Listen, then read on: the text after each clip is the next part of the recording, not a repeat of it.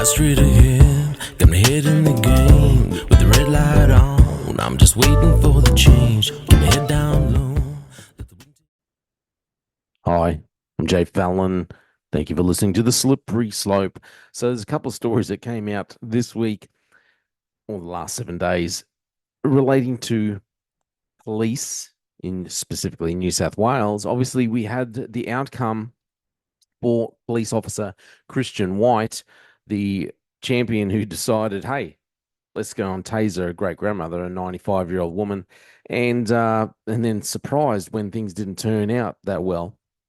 Had a bit of a brain malfunction. I'm assuming at 3 a.m. in the morning, and just said, bugger it, bang, pulls the taser out. She falls back, cracks her head. Um, Not to make light of the situation, but yeah, falls back, cracks her head, gets a bleed on the brain apparently, and passes away from these injuries. All caused because he just had an absolute brain malfunction. I'm assuming. I don't know how else to explain it because there is nothing in police protocol which would suggest that you should be doing what he has done. Absolutely nothing. So I just want to go through this quickly. And then there's another story that came out again in New South Wales. And now maybe I'm just a little cynical. I have been called cynical at times, but I read this other story. I thought, oh, I wonder whether this is just New South Wales government and New South Wales police trying to put out a bit of a feel good story. Say, hey, look at this. We have a hero cop. So we might have some absolute numbskulls getting around, nitwits, but we've got a hero cop. Remember this fella? Anyway, we'll talk about this story later. I'm going to bring up first off, just go through the stuff that's happened with former New South Wales police officer Christian White. The court has found Claire Nowlan died as a result of the actions of a police officer. This should never have happened. The officer's employment is currently under review, and that process is underway. His employment, in terms of his ongoing employment, is also subject to a legal process, and that will follow, and I expect to consider that matter next week. Okay, there we have police commissioner, New South Wales police commissioner. I think her name's Webb, isn't it? She's a weak and feckless leader. Just my opinion. Okay, don't I don't think she's a great leader at all. She has underperformed consistently. Anyway, that's what happened. So in the meantime, so basically, what happened? The Australian police officer was found guilty of killing the 95-year-old woman. So he's been sacked. Christian White. So he had been suspended from the force without pay until he was found guilty of manslaughter last week. And then what's happened? So New South Wales Police Commissioner Karen Webb confirmed on Tuesday that Monaro Police District Officer Christian James Samuel White had been sacked by the state force. I've determined that I do not have confidence in the officer's suitability to continue as a police officer, she said in a statement. I've spoken with the family of the 95-year-old victim involved in this matter and advised them of my decision. So the decision by New South Wales Police's most senior commander, comes 5 days after a jury found that White was guilty of manslaughter after 20 hours of deliberation. And then it goes on, the story continues on with all the other stuff that happened. Obviously, we know, she had the walker. She could barely move. She stood up. She had a steak knife in her hand as well, moving around with the walker. Basically, he stood there talking to her for a couple of minutes. There was another officer, a senior officer who was in the room who apparently she attempted to grab the knife, made a bit of a meal out of it, just completely stuffed the whole operation up. And then White felt the need to taser her.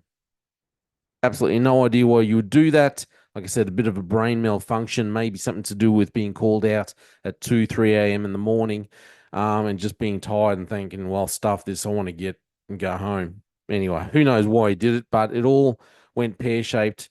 The worst outcome possible for obviously Claire Nolan and her family. Claire Nolan, how you pronounce the name.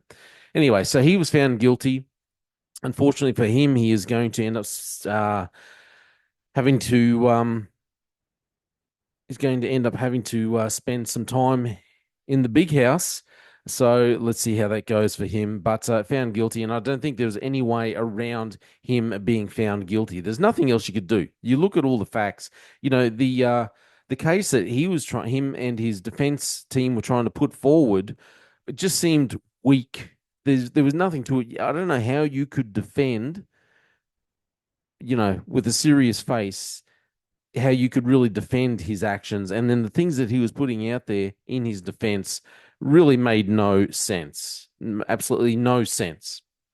Anyway, so we had that story come out, and I was thinking, oh, okay, a bit of the bad news. And then this next story came out.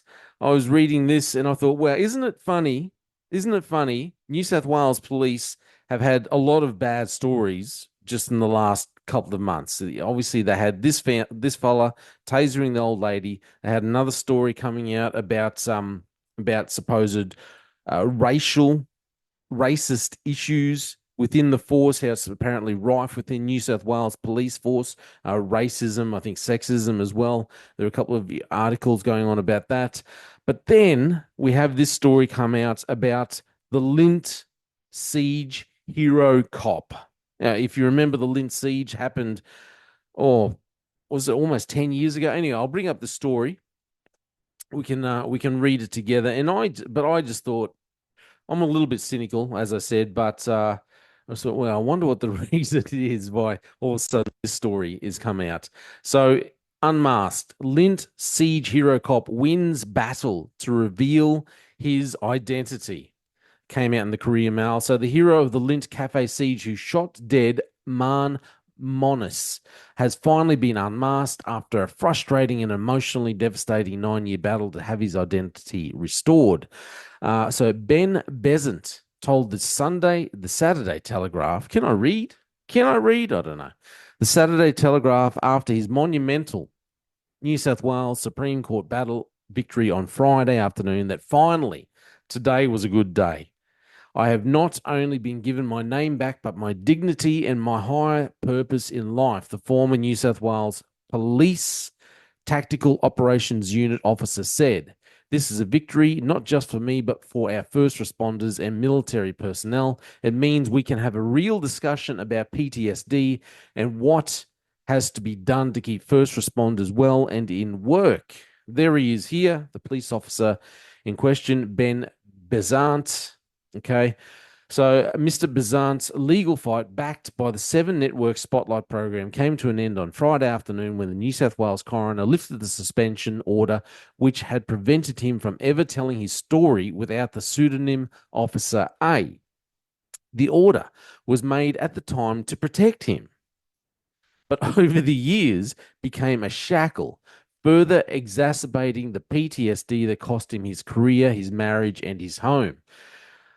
In 2022, Mr. Besant gave heartbreaking detail of the memories that haunted him, including the visions of Sydney barrister Katrina Dawson dying in his arms. She was looking into his eyes. Her eyes were blue, just like his children's. She was killed by police bullet fragments after officers stormed the building. Monis, who was also killed when Mr. Besant and the Alpha team broke through the front entrance of the cafe at 2:13 a.m. on December 16, 2014, after Monis, armed with a pump-action shotgun and the threat of a backpack bomb, shot dead cafe manager Tori Johnson. Besant told the Sydney Telegraph earlier this year that he wanted to tell his whole story, the 17 hours of horror, what happened to him in the years following, and what still haunts him to this day. Most importantly, he wanted to be able to look other first responders crippled with PTSD right in the eye and let them hear and see for themselves that there is a way forward. Here, I think I completely agree with the whole PTSD. There's not enough spoken about it with first responders.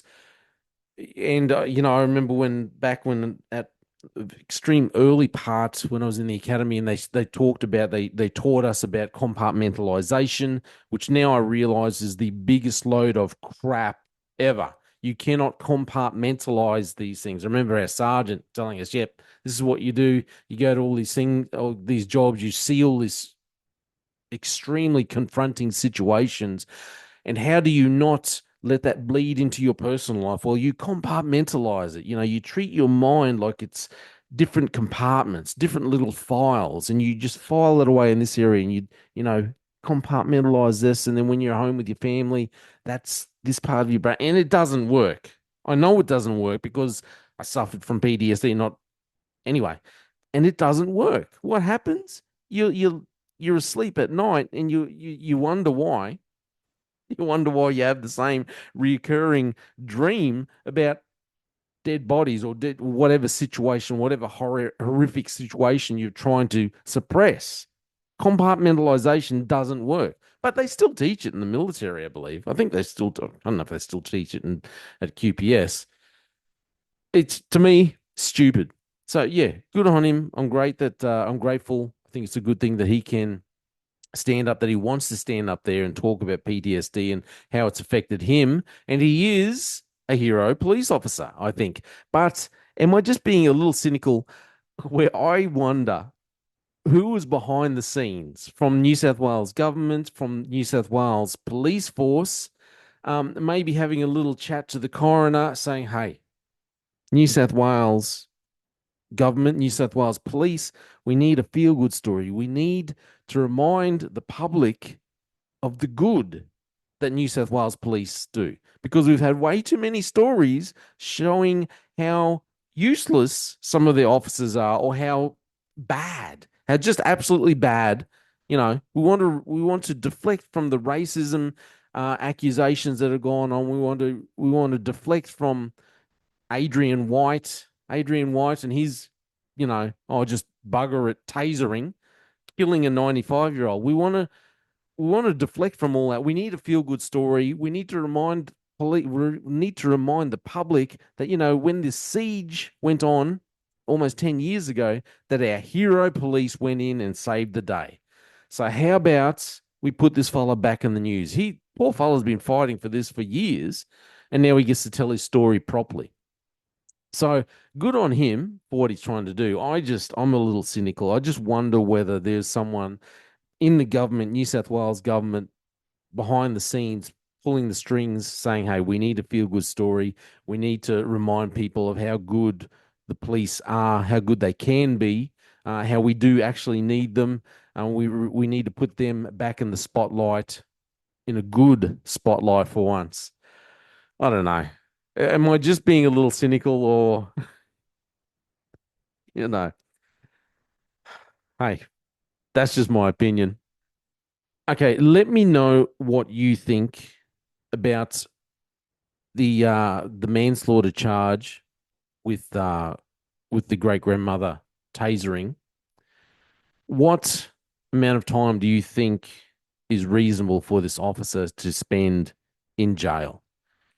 I'm a little torn about how long he should be spending in jail. Obviously, he can't spend any time in general population. He'll just be killed by other inmates.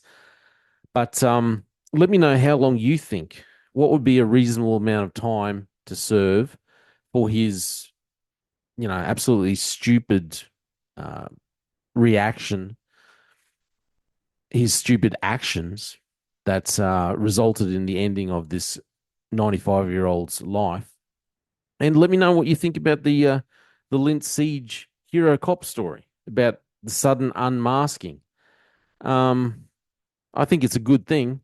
I am just very cynical, and I think there's people behind the scenes who have pushed this story because they want a good news story to come out. Anyway, that's just my opinion. Let me know what you think. I'm Jay Fallon. Thanks for listening to the Slippery Slope. Just fuel a desire that will take me higher. I'm on fire because nothing's gonna bring me down. Nothing's gonna bring me down. Nothing's gonna stop me now. No one